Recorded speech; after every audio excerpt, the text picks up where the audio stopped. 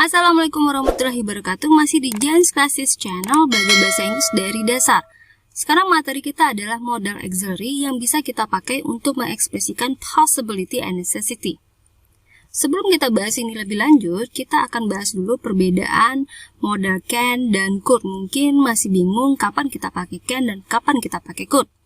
Kita akan memakai can dan could bisa untuk menyatakan bahwa kita mampu atau tidak mampu melakukan sesuatu, karena can dan could sendiri artinya sama-sama bisa.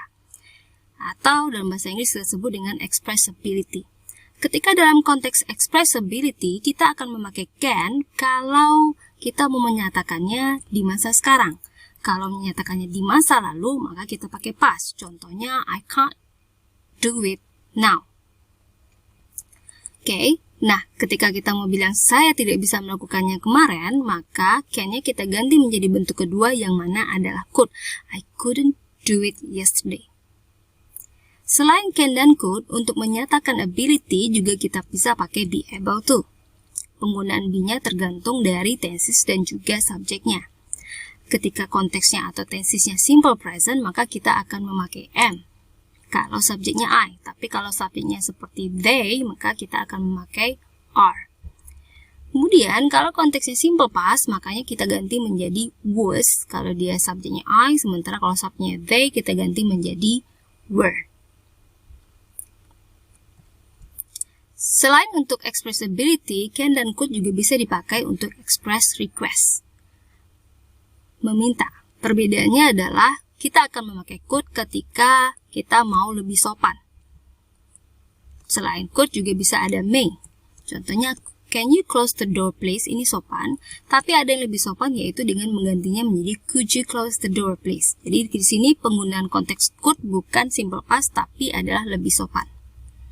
Karena kalau request tentunya kita langsung meminta ke orangnya di masa sekarang. Nah, sekarang kita masuk ke possibility. Aduh, sampai belepotan.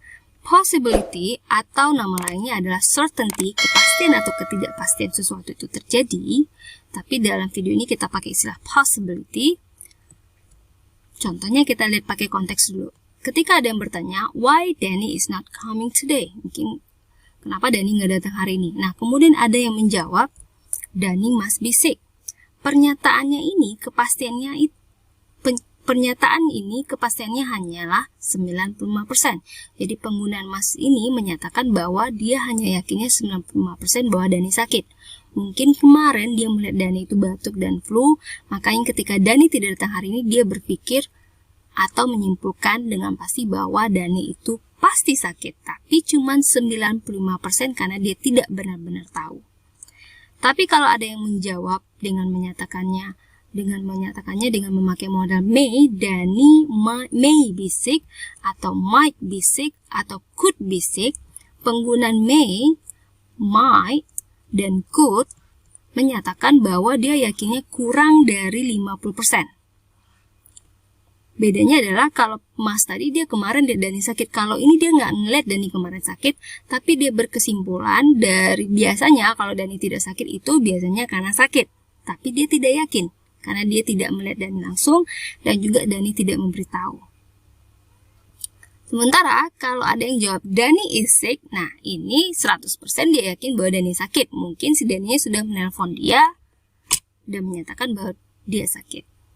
Nah, itulah penggunanya dalam konteks possibility. Jadi possibility itu kita bisa pakai must, might, may, dan could. Dalam konteks necessity, keharusan, biasanya kita memakai modal must atau have atau has to. Bedanya must itu lebih stronger. Contohnya, I'm looking for Alan, I have to talk to him. Saya harus harus bicara dengannya. Tapi ini belum terlalu kuat. Tapi ketika dia pakai where's Alan, I must talk to him. Pemakaian must ini harusnya lebih kuat daripada have atau has to. Have atau has to ini juga bisa diganti dengan have atau has got to yang cenderung lebih sering dipakai dalam percakapan atau komunikasi oral, spoken English. Contohnya, you have got to be kidding me. Ini paling sering di film ini. Dan mereka ini bisa dipakai dalam konteks present ataupun future. Tapi dalam konteks simple past, biasanya kita memakai modalnya had to. Contohnya, I had to go to the hospital last night due to my heart problem. Kita recap. Can dan could bisa kita pakai untuk menyatakan to express ability. Perbedaannya adalah can untuk simple present dan could untuk simple past. Selain can dan could, kita juga bisa memakai be able to. Be itu bisa is, am, are, atau was, were. Sementara can dan could dan may juga bisa kita pakai untuk menyatakan atau meminta sesuatu. Bedanya adalah could dan may lebih sopan daripada can. Must, might, may, dan could bisa kita pakai untuk menyatakan sesuatu itu mungkin atau tidak mungkin terjadi. Bedanya kalau must itu 95% yakinnya, may, might, dan could kurang dari 50% yakin itu bakal terjadi.